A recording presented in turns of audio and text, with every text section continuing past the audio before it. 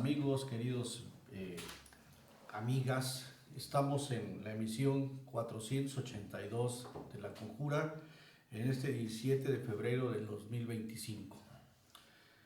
Para ello doy la bienvenida y las gracias a mi amigo Martín Quetano y a Toño Negro. Fíjese usted. La diferencia, ¿verdad? Martín es su amigo. Y tú y dije, y mi amigo, dije te faltó. Los dos amigos, por supuesto. Además, más que mi amigo, como lo es dijo, maestro, es mi maestro. Lo dijo Juan Gabriel, es mi lo tutor. que se ve no se juzga. ¿Me estás oyendo, inútil? Parafraseando la famosa rata de dos patas. Ándale. En esta noche tenemos la ausencia del maestro Alfredo Bielma y del doctor Carlos Luna. Un saludo hasta sus hogares, que entiendo que es un tema de salud. No quiero iniciar esta emisión 482 de La Conjura sin tocar, como dice mi amigo Antonio Nemi, dos temas importantes. Uno es la manifestación que se dio por la mañana en la Ciudad de México y en el Estado de México por el sector salud. Un tema de verdadera importancia. Están reclamando temas de cuestiones de equipamiento, seguridad en el trabajo. La verdad es que es importante voltear a ver esta manifestación porque pues se nos fue Dinamarca, ¿no? Ya no fuimos Dinamarca. Por otro lado, y en un tema... Eres un negativo. Ya no creo que seamos Dinamarca, ¿no? Otro tema que me parece importante comentarlo, y sobre todo porque fue nuestra paisana, incursionó en la política, y les podría decir de tres, digamos, títulos: rata de dos patas, 3 veces te engañé, viejo rabo verde, y no se dirigía a un político en particular, sino son temas de su repertorio musical. Estoy hablando de Paquita, la del barrio, que hoy se nos adelantó. Paisana nuestra. Alteña, para ser Alteña. precisos. Ella tenía su propia música, tenía sus creaciones, pero también era una muy buena intérprete. Su versión de Libro Abierto es verdaderamente fenomenal. Y para mí un paradigma de una mujer valiente. Su vida personal no fue fácil, no pudo terminar los estudios, de hecho con trabajo en la primaria, porque su familia era pobre, entre los pobres, y sin embargo ella soñó con cantar y vio cómo le hizo, y su vida se logró. Tiene hijos, tiene nietos, tiene una familia realizada, entre otras cosas porque puso un restaurante en la Ciudad de México, que se convirtió en un centro de espectáculos y que fue donde ella empezó a cantar, donde hizo su desarrollo artístico, y a partir del que despegó con un éxito, pues yo diría que relevante. Además, yo creo que es la segunda, después de Lupita D'Alessio, que reivindica a la mujer mexicana. Que nos cantó con amor a los hombres. No, bueno, a ver, no puede haber ese nivel de rencor, no puede haber ese nivel de odio donde no hay amor. Sí, no hay amor, claro. Oye, claro, dice claro. un amigo que es estudioso de las cuestiones feministas, de los movimientos de las mujeres y de las reivindicaciones, por supuesto, dice que tal vez Paquita la del barrio ha hecho mucho más que muchas feministas. Claro. Pero fíjate, una vida difícil. A los 16 años se casa con un hombre de 44 años, ella de 16, y toda una vida llena de vicisitudes, ¿no? Creo que efectivamente Paquita la del barrio es un ícono no solamente veracruzano, mexicano, sino internacional. Yo la conozco en el sentido musical hasta el 93, ella empieza en los 70, formalmente en la Ciudad de México, y la conozco en España, o sea, con sectores de mujeres que la veían muy bien, la escuchaban con mucho ardor, diría yo. Además hay que decir que fue valiente, porque nunca ocultó ni su físico, ni su estilo, ni los problemas de su vida familiar, y enfrentó a un público hostil, porque había quien no la quería y quien despreciaba su música. Yo verdaderamente le guardo cariño, no la conozco físicamente. Le rogué cuando podía, hace muchos años, que estaba en el gobierno del estado, para hacerle un homenaje.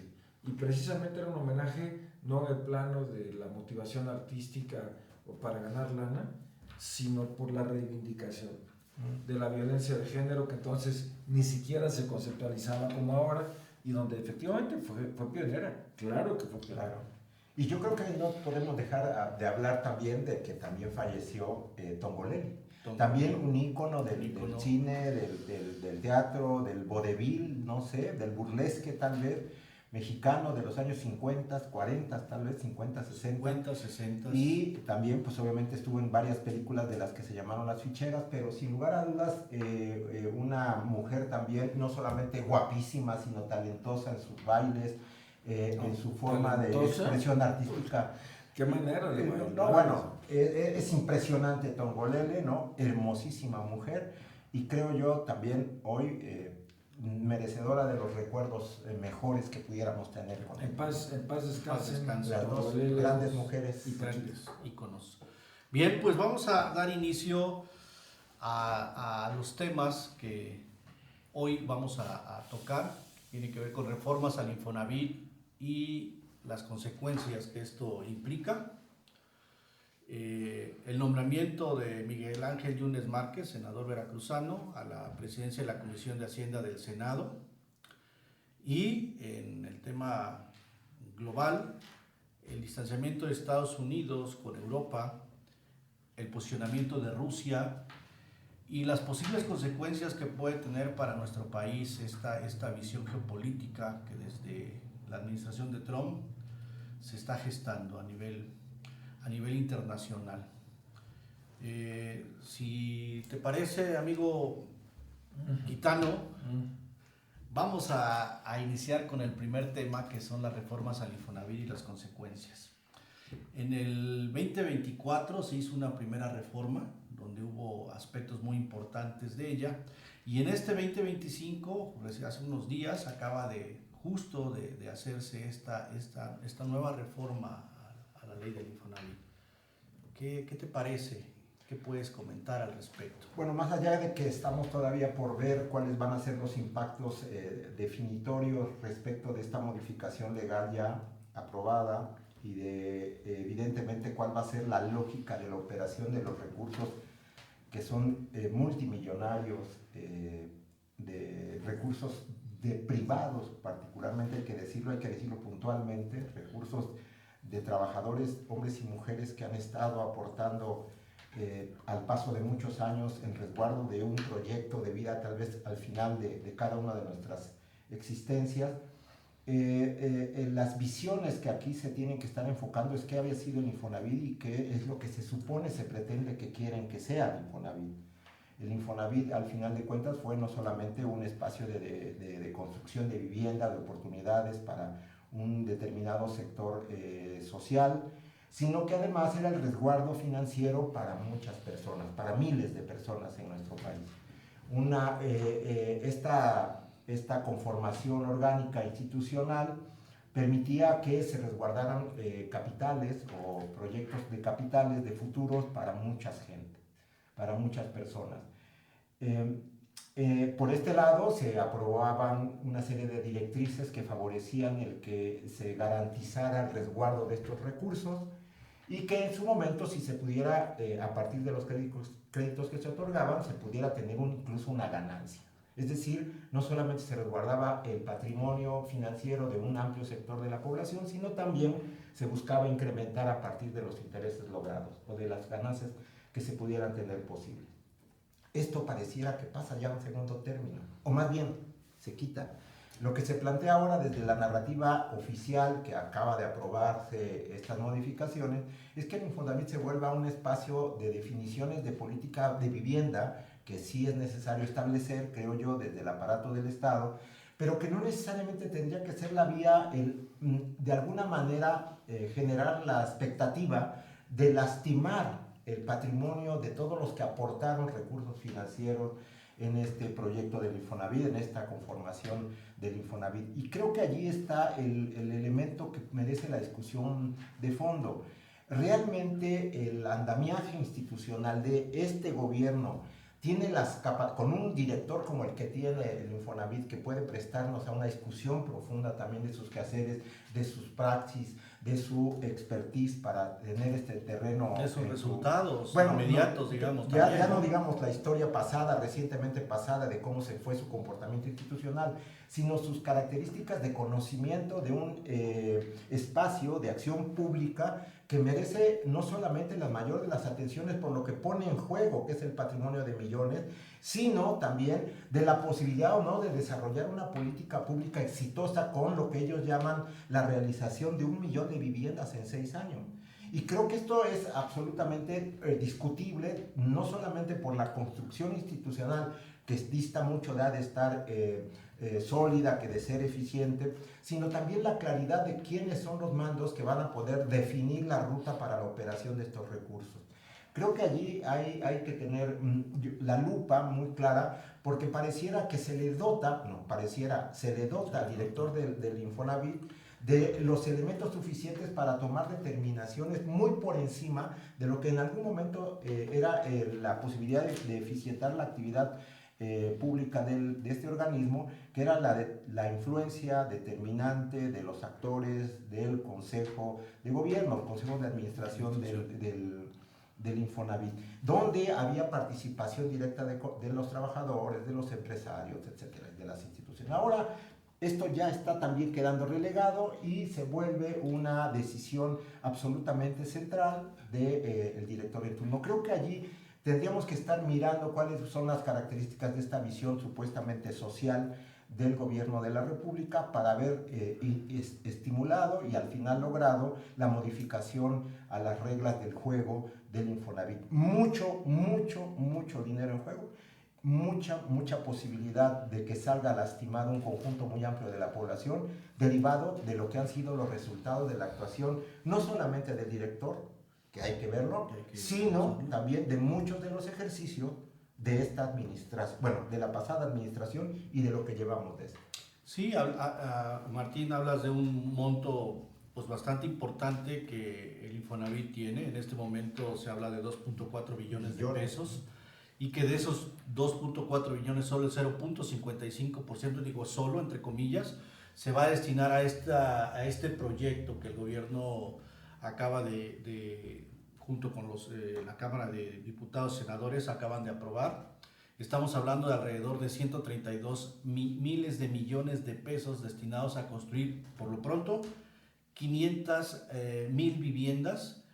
Y yo considero que en realidad no va a ser un problema que se va a resolver, tomando en cuenta que, como ya lo mencionaste, se hace necesario la construcción de 8 millones de viviendas y 500,000 viviendas realmente no es gran cosa, además de una serie de situaciones como los cambios en el Consejo de Administración, los cambios en la participación del gobierno en este tipo de decisiones y demás.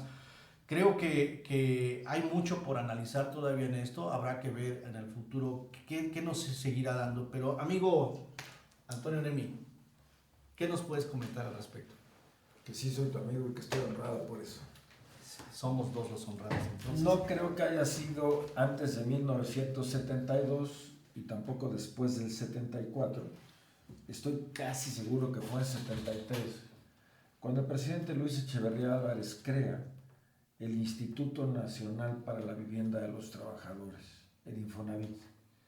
Muchos cuestionaron esta decisión de Estado, porque hasta ese momento la Constitución General de la República establecía la obligación de los patrones, ojo, de los patrones, de aportarle vivienda a sus trabajadores. Cuando vengan a Jalapa, los que no son de aquí, y pasen por el Circuito Presidentes, a la altura de la USB, de la Universidad Veracruzana, van a ver pequeñas casitas en el borde de la vía del ferrocarril.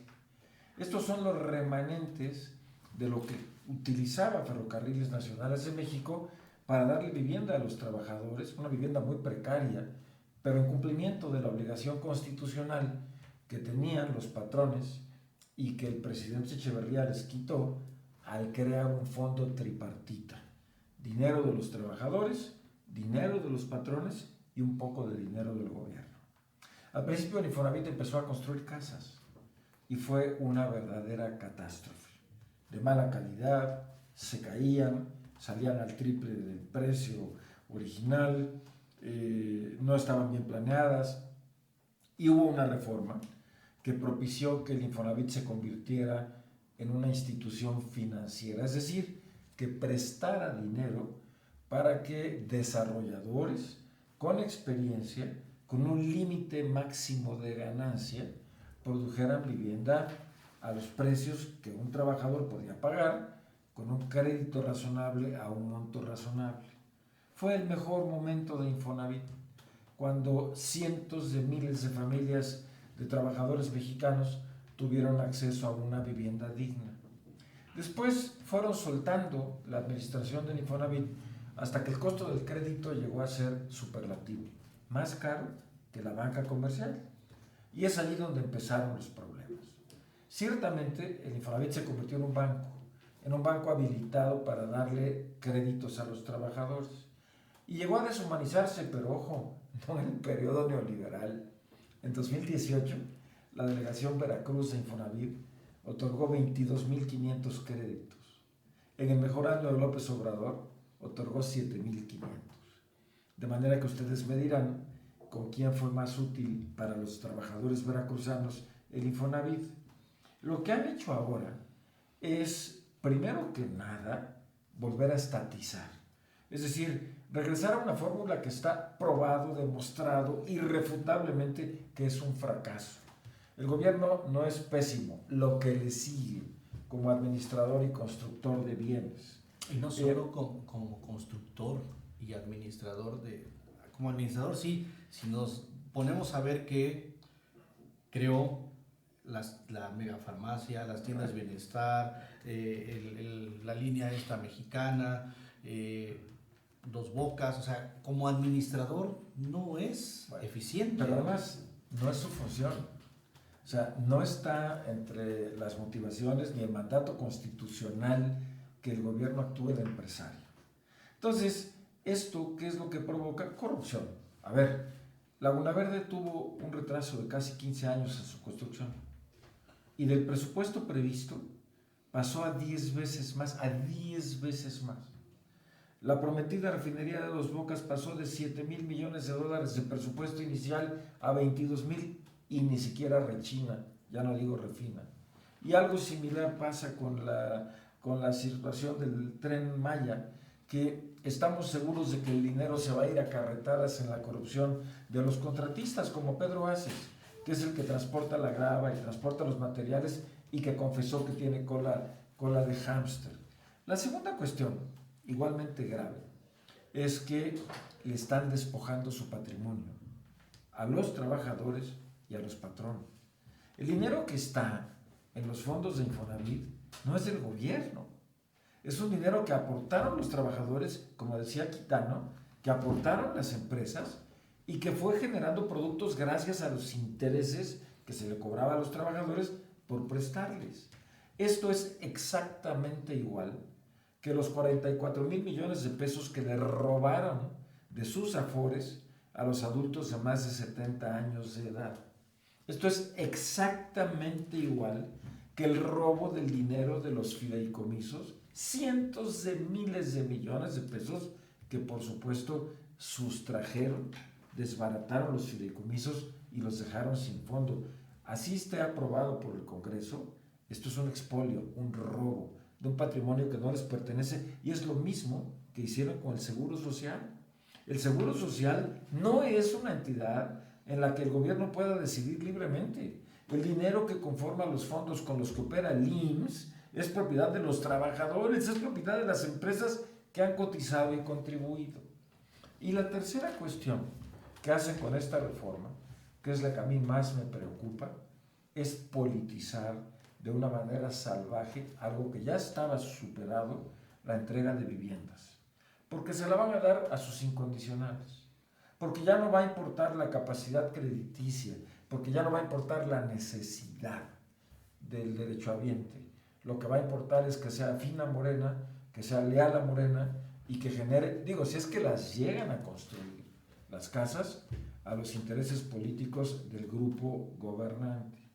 Es exactamente, y lo citó Lagunes, el tema de la megafarmacia, que surtió 7 recetas, me parece. Es una catástrofe en muchos sentidos, y lo que a mí me queda claro y dejo como conclusión en mi comentario es que, sin lugar a dudas, sumado a lo que hicieron con Pemex, sumado a lo que hicieron con Comisión Federal de Electricidad, es el regreso a una pseudosocialista, absurda, naftalínica política económica que no tiene que ver con la realidad.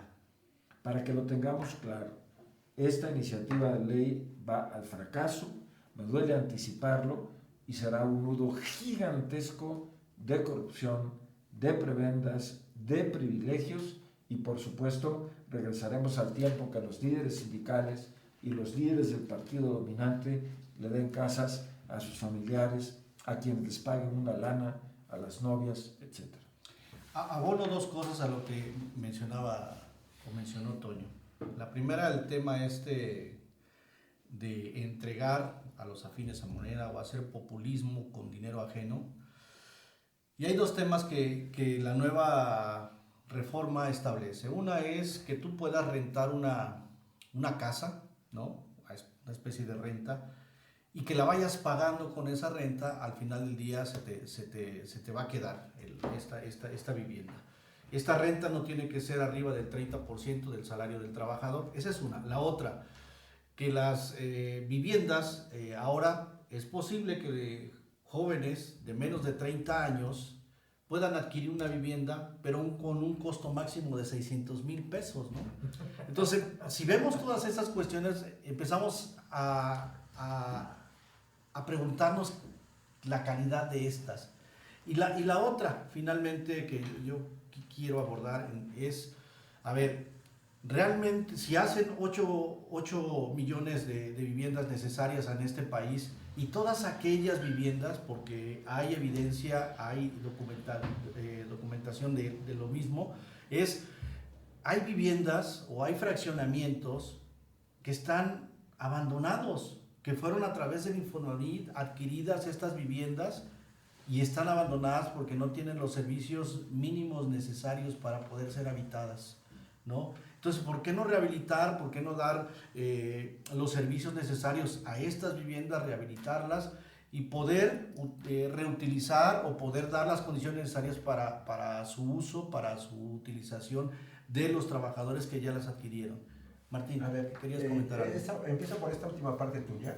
Creo que efectivamente tenemos un déficit de vivienda en nuestra sociedad, en nuestro país. Pero también tenemos que tener claro que hay más de 400,000 viviendas abandonadas en el país. Más de 450,000. El dato ronda los 500,000. Y el problema o la pregunta sería, ¿por qué? Si hay tanta necesidad o hay un déficit de vivienda, ¿por qué hay tanta vivienda abandonada, construida? Bueno, pues porque la ganancia que se tenía respecto de estas urbanizaciones no estaba en que fueran alquiladas, sino en la especulación inmobiliaria que se generaba. Y esto significaba o ha significado un nicho muy importante de corrupción. Esto hay que decirlo abiertamente. Ahora, lo que se está definiendo como la narrativa oficial para argumentar a favor de esta modificación y captura del Infonavit para el desarrollo de un montón de cosas, entre ellos políticas clientelares, es lo que de alguna manera también argumentó al final de su comentario Toño Nemi. O sea, los privilegios, la corrupción. Yo parecía que estaba leyendo, ahorita que hablaba Toño, a la presidenta Claudia Sheinbaum en la argumentación en contra del Infonavit. Palabras prácticamente iguales, no en el orden, pero sí igual. Y me salta un dato aquí y un personaje que creo que debería también ser puesto en la mesa para mirar cuál podría ser el futuro de esta modificación y de esta acción concreta institucional. Uno de los anteriores directores del Infonavit fue el señor Murat, al que mucha gente, antes de estos que están ahora en el poder, señalaron como un personaje de los privilegios y de la corrupción. Y mucho de esta corrupción desarrollada no solo en el gobierno de Oaxaca, sino también en el Infonavit. Bueno, pues el señor Murat acaba de tomarse la foto hace unos días con el príncipe heredero de su afiliación, ¿no? ¿Quién es el príncipe heredero? El señor Andy López Beltrán. Sí, no. sí, bueno, pues es que de alguna manera lo tenemos que calificar, ¿no? Es que Andy es el de Londres, ¿no? El de Londres, el Buckingham, el príncipe Andrés. No, bueno, pues entonces, fíjate nada más, de la realeza son, al menos por el nombre. Tocayazgo. Bueno, y resulta que se toman la foto sin ningún pudor, no hay ningún problema.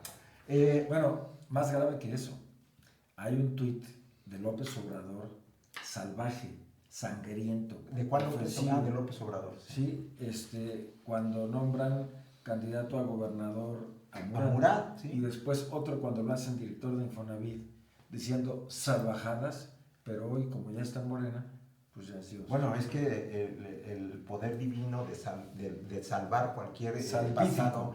Sí, santificar, ¿no? Allí a las personas. Creo que este es más o menos el entramado personal, ya no digamos el entramado del institucional, pero que significa los quehaceres, ¿sí? Pero no es, ya que entramos a personalizar la anécdota, yo pues nada personal contra este señor, no sé cómo se llama, pero quien estuvo durante 6 años al frente de Pemex, por no pésimas, aberrantes decisiones, por desconocimiento de la administración pública, por desconocimiento de las finanzas internacionales y el mundo del petróleo, por su limitada capacidad de manejo, incrementó exponencialmente la quiebra técnica de petróleos mexicanos. En el pasado sexenio hubo que regalarle a Pemex 2 billones de pesos, 2 millones de millones de pesos, para que Pemex pudiera subsistir. Solamente de 2023 a 2024, oficialmente reconocido por el gobierno, incrementó 71% la deuda de Pemex con sus proveedores. Espérame. Y el tema aquí es que ya se están presentando en Pemex situaciones tan graves como que se cancelaron los servicios de seguridad. Y anteayer ya llegaron piratas marítimos a abordar una plataforma petrolera en la sonda de Campeche y a robar arriba de la plataforma. Bueno, porque Pemex canceló los sistemas de vigilancia porque no tienen inteligencia ni protección ambiental. Bueno, se estima que el robo de combustibles de Pemex puede ser superior al valor total de las importaciones de combustibles de Pemex en un año. Bueno, pues ese personaje ahorita, ¿cuánto va a manejar? Ese señor, ahora, el responsable de todo esto, es a quien nombraron responsable de Infonavit y es el que va a manejar 2,5 millones de pesos, billones, que no son de ellos, que no son del gobierno, que son de los trabajadores y de los patrones. Es grave, ¿no? Es más que grave, yo lo planteo de gravísimo, porque ya lo comentaron ustedes, es un patrimonio que durante la vida laboral de una persona va construyendo y al final buscas, como jubilado, una tranquilidad, obtener un patrimonio y que de buenas a primeras es posible, aunque ellos dicen que no, es posible que desaparezca este patrimonio, ¿no? Argumentan que ahora va a ser más eficiente, argumentan que ahora va a ser más transparente. Perdón, prometo acabar. La mayor parte de las economías desarrolladas del mundo mantienen con firmeza las políticas de arrendamiento. En Inglaterra, por ejemplo, salvo que tengas un título nobiliario que te concesione históricamente una tierra, la propiedad no puede durar más de 100 años. En algunos cantones de Suiza es exactamente igual y la propiedad se limita a 80 años. La mayor parte de la gente opta por los mecanismos de arrendamiento. ¿Por qué? Porque hay certidumbre jurídica, tanto para el que da su bien como para el que lo alquila. En España, hasta en este momento de crisis, sigue siendo muy común que la gente tenga 2 viviendas. La vivienda en donde radica normalmente y la vivienda vacacional que generalmente está o en la playa o en las montañas. Y esto es gracias al mecanismo de arrendamiento que al inquilino le da la seguridad de que no le van a subir la renta de madrazo, de que va a tener un bien de calidad y puede destinar su capital a otras cosas, a mejorar su calidad de vida, mientras que al dueño le da la tranquilidad de tener una posesión que le produce una renta y que le permite hacer inversión productiva. Bueno, aquí en México hay que estar loco, pirado de la cabeza, para hacer casas para rentar, porque es el peor de los negocios, es un problema gravísimo en perjuicio de todos. Lo ideal siempre ha sido, y en este país ha funcionado así, la dotación de lotes con servicios, donde de manera progresiva, con base en sus recursos y capacidades, la gente va construyendo sus casas habitación. Incluso hubo un tiempo exitoso, incluso hace un par de decenios, de los pies de casa que le daban a la gente para que fuera desarrollando, y muchas colonias como la Revolución aquí en Jalapa se hicieron así. Ya, acá. Martín, bueno, con el poco tiempo que nos deja Toño para hablar, lo cual es importante, yo nada más quería hacer el comentario respecto al Infonavit con el asunto de que esto está dentro del esquema de la planeación supuestamente estratégica de esta administración, que realmente y puntualmente no nos presenta con toda la claridad cómo se van a hacer las cosas. Es decir, 1 millón de viviendas en qué reservas, hay territorio, ya los municipios dicen que van a participar ofreciendo la tierra correspondiente. Realmente esto se podrá realizar sobre lo que nos ha demostrado esta cuarta transformación, que muchas de las cosas que toman como iniciativas de políticas públicas son producto de ocurrencias o son producto de planeaciones hechas sobre las rodillas.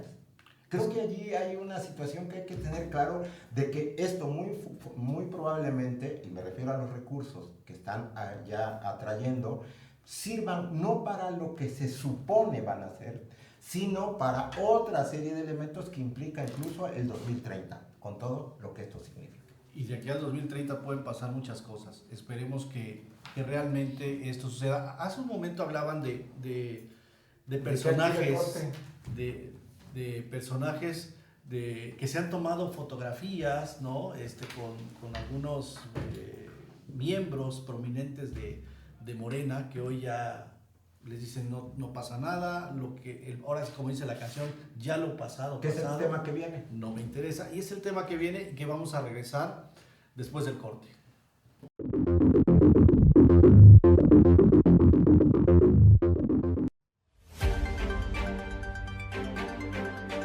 Mantente informado a través de las plataformas de Sociedad 3.0 Multimedios. Somos un portal de noticias, radio por internet y televisión. Entérate del acontecer local, estatal, nacional e internacional con veracidad y oportunidad. Síguenos a través de nuestras redes sociales.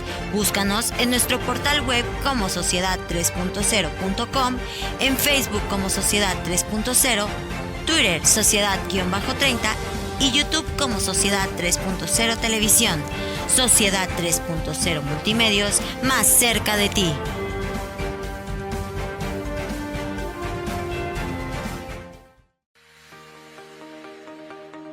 ¿Buscas calidad educativa? Universidad IBES. Ofrecemos 13 licenciaturas, 4 especialidades, 6 maestrías y 5 doctorados.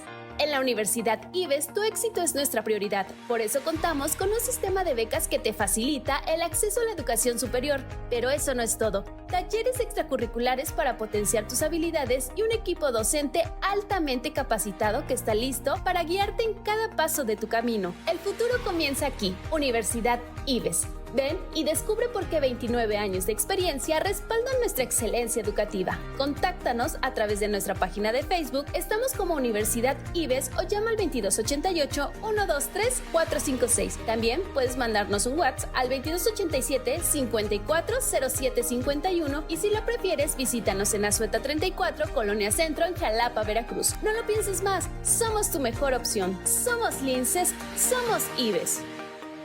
Bienvenidos a Bachillerato IBES, tu mejor elección educativa. En Bachillerato IBES sabemos que tu futuro es lo más importante y por eso estamos comprometidos en ofrecerte una educación de excelencia. Nuestros maestros altamente capacitados y nuestro enfoque integral te prepararán no solo para tus exámenes, sino para la vida. ¿Por qué elegirnos? Horarios cómodos y flexibles. Sabemos que tienes muchas responsabilidades y actividades, por eso adaptamos nuestros horarios para que puedas estudiar sin estrés. Costos accesibles. Creemos firmemente que una educación de calidad no debería ser un lujo, por eso nuestros costos están diseñados para ser accesibles para todos. Una educación que marca la diferencia. En Bachillerato IBES no solo te preparas académicamente, sino que también te desarrollas como persona. Nuestro enfoque integral te ayudará a alcanzar tus metas y sueños. Además, ofrecemos una amplia amplia variedad de talleres extracurriculares para que descubras y desarrolles tus talentos. ¿Te apasiona el canto, el teatro, la danza folclórica, la pintura, la guitarra o el fútbol femenil? Tenemos algo para ti. También contamos con activación física para mantenerte en forma y saludable. Y hay más buenas noticias. Con nuestra promoción especial puedes acceder a una beca del 50%, haciendo tu educación más accesible que nunca. No dejes pasar esta oportunidad única. Inscríbete hoy mismo y da el primer paso hacia un futuro brillante.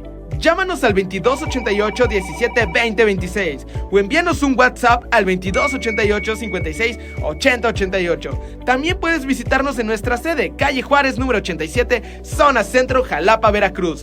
Estamos aquí para ayudarte en cada paso del camino. La experiencia respalda nuestra excelencia. Únete a la familia IBES y construye tu futuro con nosotros. Somos Linces, somos IBES.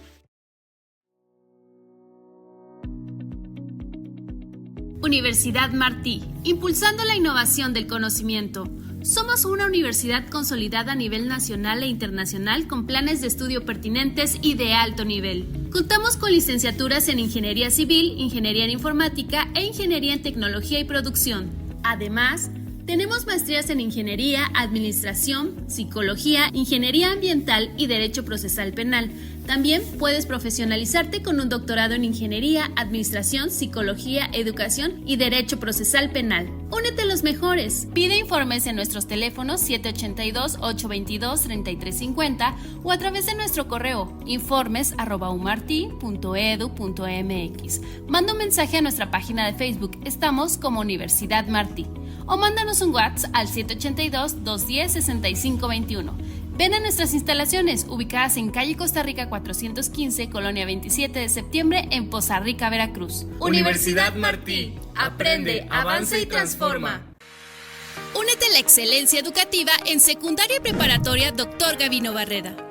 Con más de 60 años dedicados a la formación académica, somos tu mejor alternativa. Contamos con un cuerpo docente altamente capacitado en tecnología educativa para garantizar una enseñanza de primer nivel a costos accesibles.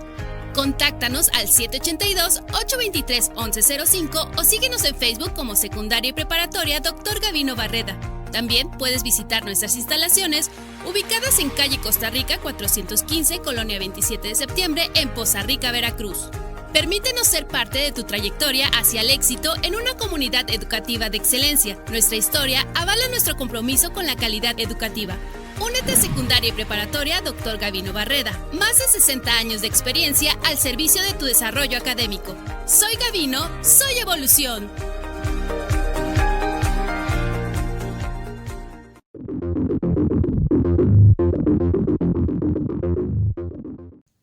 Bien, pues regresamos a la emisión 482 de La Conjura y comentábamos antes del corte de algunos personajes que se han tomado fotos, que ya fueron exonerados, que ya fueron purificados, y en ese sentido, pues hay un personaje, senador veracruzano, que pues se ha tomado fotos, pero también está participando de manera muy activa en el Senado, y no digo por las iniciativas o no digo por lo bueno o lo malo, sino porque está votando a favor de muchas de las iniciativas que Morena está planteando, ¿no? Hablo del senador Miguel Ángel Yunes Márquez, que recientemente fue fue designado presidente de la Comisión de Hacienda del Senado. Y este nombramiento, digo, esta parte es muy importante porque justo ahí, en esa comisión, pues se dictaminan asuntos de relevancia para el país en términos de la política fiscal y financiera. Toño, dime, ¿algún comentario al respecto de este nombramiento?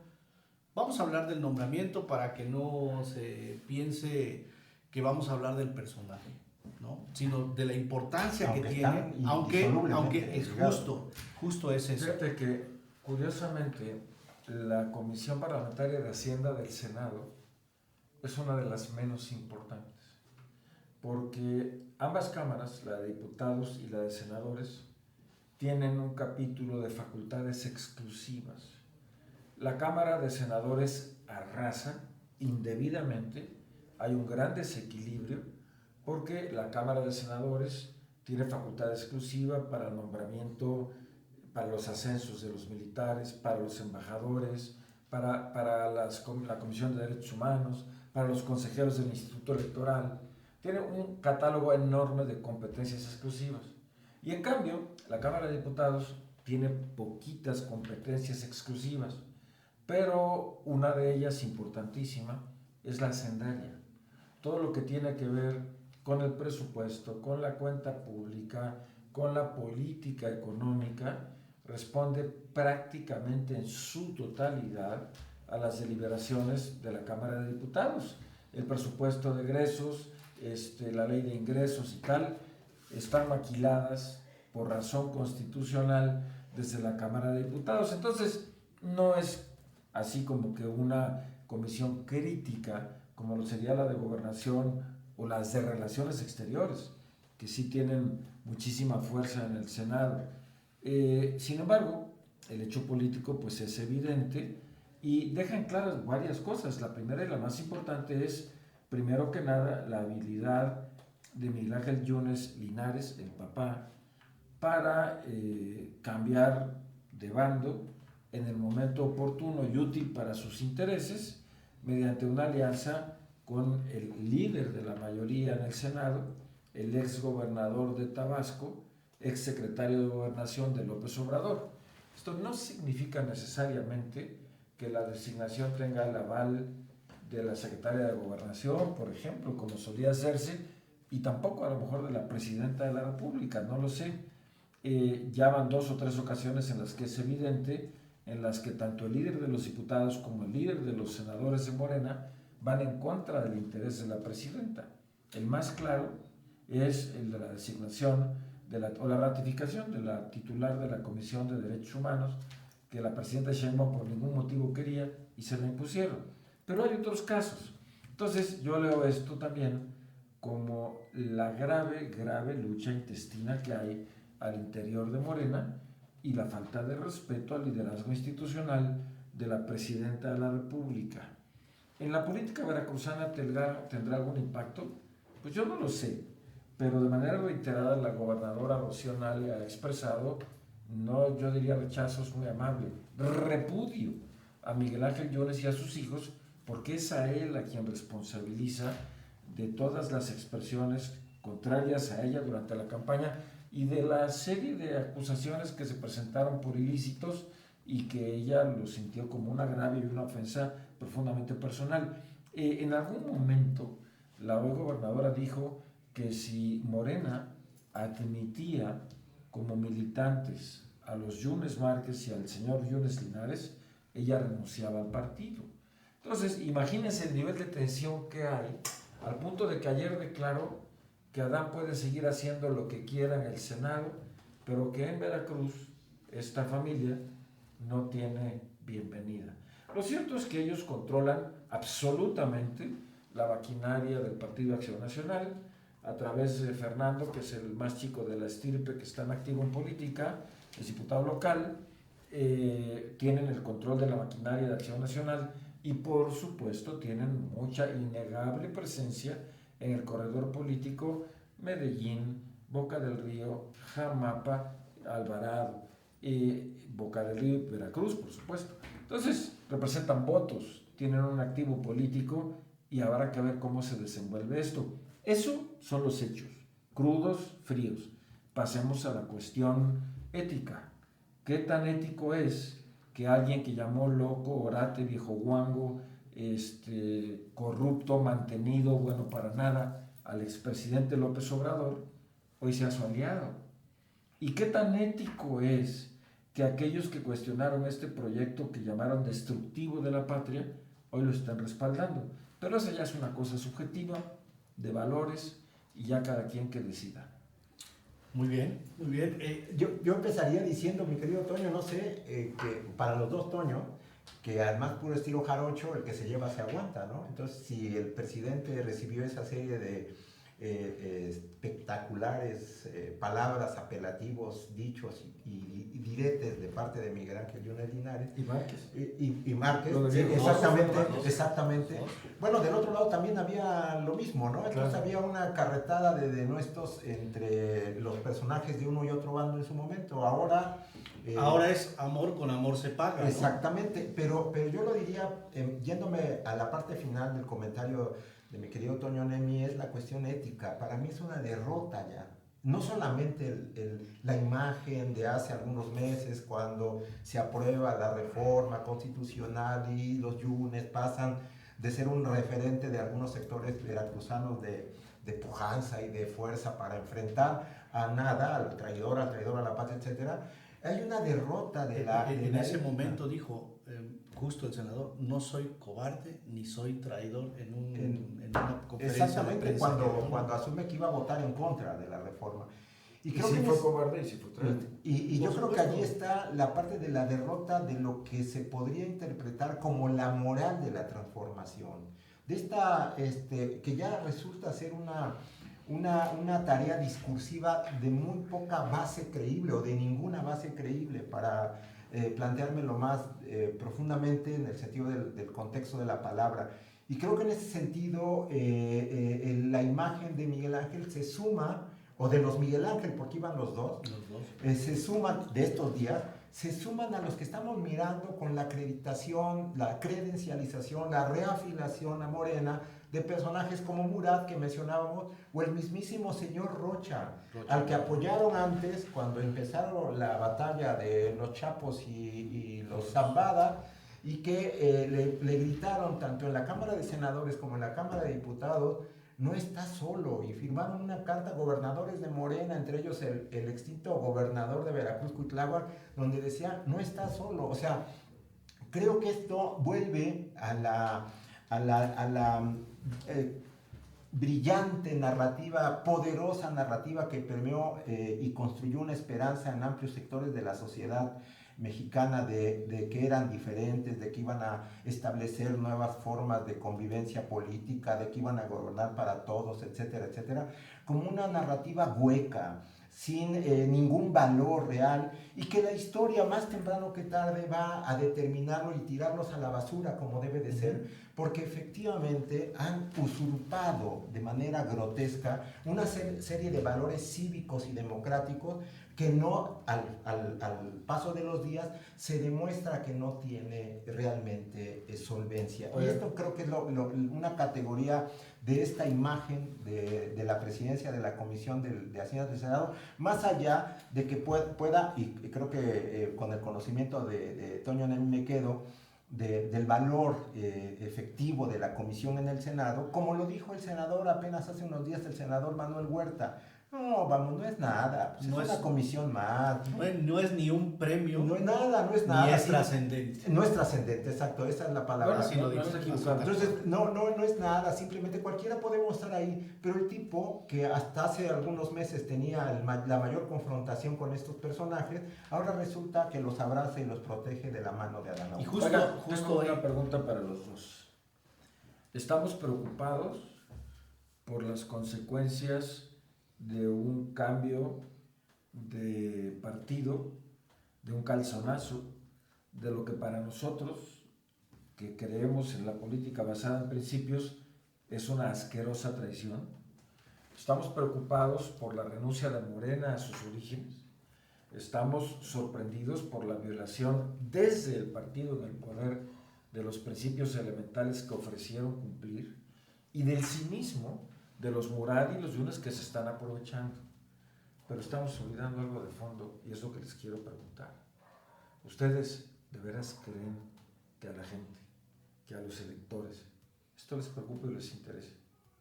Ya hay un juicio histórico respecto de los políticos mexicanos. Ya hay un juicio histórico respecto de la política mexicana y de los partidos. Es una sentencia bien ganada, a pulso, que llama a todos y nos considera a todos una excreta. Yo les pregunto, ¿qué tan trascendente es esto para la población? O sea, que Yunes milite en uno o en otro partido, ¿cambian algo? El que haya sido presidente 2 veces del PRI, modifican algo las cosas. Y es durísimo de responder, pero es la realidad. ¿Por qué Morena lo hace? Porque puede. ¿Y por qué ¿Tú puede? vas a contestar? Mira, esto que preguntas, yo lo he manifestado en otras emisiones aquí. Es decir, inclusive lo he preguntado también. Te está colgando un cable feo aquí. Lo he preguntado en términos de lo que ha sucedido, no solo con este tipo de nombramientos, con este tipo de acciones, porque es recurrente, las cuestiones de nepotismo, las cuestiones de corrupción que se hacen evidentes, y lo he puesto en la mesa. ¿Realmente el electorado, el veracruzano, el mexicano en general, va a tomar cartas en el asunto? Bueno, mira. Y los resultados, perdóname, Ajá. los resultados están en las últimas elecciones. Ahí podemos responder. No ha pasado realmente nada hasta el día de hoy. Y máxime si se siguen otorgando estos beneficios, ¿no? Acaba de venir la presidenta de la República A su gira más larga a su de la gira, historia. a entregar becas, ¿no? A regalar Tarjetas. dinero. Y esto es lo que le preocupa al ciudadano, tener dinero en la bolsa, de dónde venga, aunque al país se lo esté llevando el traste.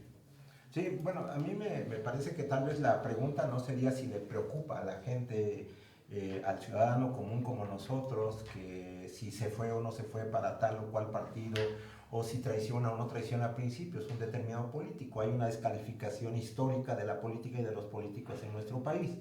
Yo lo que veo es que también sí puede haber alguna repercusión, y yo creo que hay lecturas o pulsos sociales que nos pueden... ¿De veras lo crees? Sí lo creo, incluso para montar campaña, para que se estén estableciendo por parte de MC, por ejemplo, una campaña que descalifica en Veracruz a los Yunes, señaladamente en el afán de que esa campaña llegue a un sector al que sí le preocupa, al que sí le duele, al que sí le molesta. Para aclarar, MC es Movimiento Ciudadano y ha publicado 2 anuncios en los que se burla de los Yunes y en los que dice que los Yunes han transitado por todos los partidos políticos, que los Yunes no son confiables porque ahora son de Morena, pero fueron del PAN y fueron del PRI. Aquí hay 2 cosas que son maravillosas. La primera es que quien impugna estos comerciales por considerarlos violatorios de la libertad de expresión a los partidos políticos no es Miguel Ángel Yunes, no son sus hijos, no es el PAN, no es el PRI, es Morena. Esa Morena a la quien ahora agravió que los estén cuestionando en esta campaña. Pero la segunda cosa, por amor de Dios, mi maestro, mentor y queridísimo amigo Dante Delgado, apoyando la candidatura como dirigente de Movimiento Ciudadano de Miguel Ángel Yunes Márquez en Veracruz. ¿Qué piensan? ¿Que somos retrasados mentales y no tenemos memoria? Entonces, ¿Qué piensan? ¿Que no tenemos presente que MC también fue aliado de Miguel Ángel Yunes? Entonces esa pregunta la podríamos ampliar no solo al ciudadano, sino también al político, ¿no? Sí, bueno, yo lo que decía era que simple y sencillamente hay un sector de la población que sí se preocupa, que además a mí me preocupa que el desfonde de toda categoría de valor de un principio o de una condición cívica de comportamiento, de integridad, se abandone cada vez más desde el punto de vista social, porque efectivamente con este tipo de eventos, de hechos, de acciones, se demuestra lo que ha sido una campaña permanente de desprestigio para con la política y los políticos. Sí, pero es que obviamente llega a tal nivel, a tal magnitud, que todos los políticos somos iguales, que la política es una porquería y que desmonta un principio básico, si esto se logra articular como idea general, un principio básico de organización frente al poder. Ahí es donde está mi preocupación frente a este tipo de manifestaciones de ruindad política, de desvergüenza pública. Lo grave es que actuar conforme a principios te lleva a la cárcel o a que te maten. A ver, pero eso ha sido a través de la historia siempre, no solamente ahora. O sea, ¿qué es lo nuevo entonces? ¿Cómo? O sea, no, pero yo estoy planteando la profundización de la descalificación de la política y de los políticos frente a este tipo de hechos, que llega a consolidar el argumento que ha sido muy importante en la sociedad mexicana de que todo no tiene ningún valor, no tiene ningún principio, no tiene ninguna capacidad de articularse con integridad de cara a un proyecto alternativo distinto por mínimo que sea. Y es ahí donde se da el vaciamiento más peligroso. Una sociedad como la mexicana, que en el 23 en Latinobarómetro nos plantaba datos ya espectacularmente preocupantes, donde un importante porcentaje, más del 60%, apoyaba un gobierno autoritario. Podemos seguir discutiendo, porque el tema da para más y no nos alcanzaría un programa o dos para seguir ya nos sobre acabamos tema, el tiempo, ¿no? Ya vámonos. ¿Se nos acabó el tiempo? Nos falta un poquito. Podemos abordar de manera muy general un tema que también es muy importante y que tiene que ver con la redefinición del panorama geopolítico. Y es justo el distanciamiento de los Estados Unidos con Europa, la participación de Rusia, ¿no? Y las posibles afectaciones que pudiera tener para México esta visión geopolítica que hoy está impulsando Donald Trump. Martín. ¿Yo? 2 minutos. Ay, que me marque Héctor. Oye, yo creo que hay una frase que espero Toño Nemi, como lo ha hecho siempre, lleno de notable sapiencia, me recuerde la situación, un fantasma recorre Europa. ¿No? Bueno, sí. Es el prólogo del manifiesto del Partido Comunista, pero no era Europa, era el mundo. Bueno, no, pero yo lo digo ahora por Europa, por lo que es el tema de Estados Unidos y Europa. Sí. Un fantasma recorre Europa y es el fantasma del populismo, ya no del comunismo. Y yo lo que digo es el distanciamiento de Estados Unidos respecto de los gobiernos que están ahora en algunos países dominando. Porque hay un avance muy importante de grupos de extrema derecha o grupos ligados al populismo de Trump, que incluso en los países europeos se están definiendo como los seguidores de Trump, le dicen los españoles. Creo que allí se daría un rediseño geopolítico muy importante, ligado a las nuevas clases dominantes y a los nuevos grupos políticos dominantes en Europa, que permitiría que este distanciamiento de Estados Unidos, como lo plantea el tema, no necesariamente se tendría que estar mirando en el corto plazo. La extrema derecha, todo parece indicar, va a ganar Austria con un canciller del pueblo, ¿le suena el término? Ya Italia con Meloni están muy fuertes, Le Pen en Francia van hacia adelante y ni siquiera ya solo Le Pen, ya no digamos los grupos de derecha que en España están también generando condiciones muy fuertes. Y obviamente los países de la parte norte de Europa que también están en un proceso de profundización de sus grupos de extrema derecha y de nacionalismos al estilo exactamente igual que el concepto de Trump.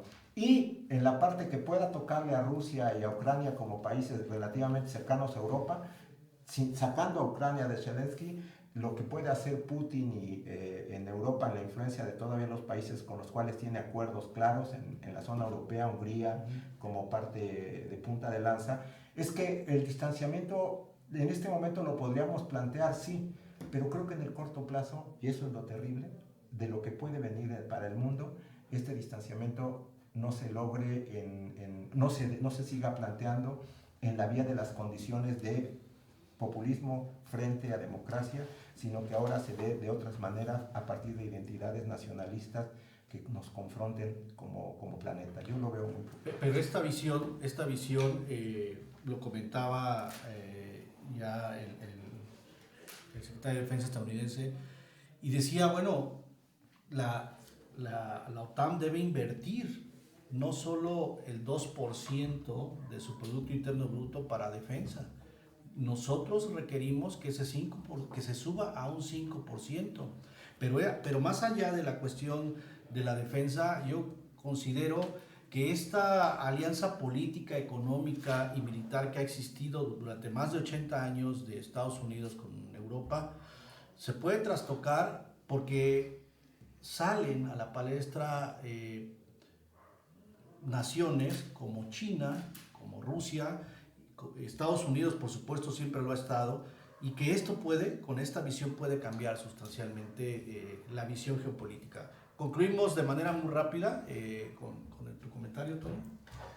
El tema está muy cañón, no es respetuoso para ustedes abordarlo con prisa, porque se está, lo dijo muy bien Martín Quitano, rediseñando completamente, y a lo mejor ni siquiera rediseñando, a lo mejor destruyéndose el orden mundial en una forma que puede traer consecuencias graves para el mundo.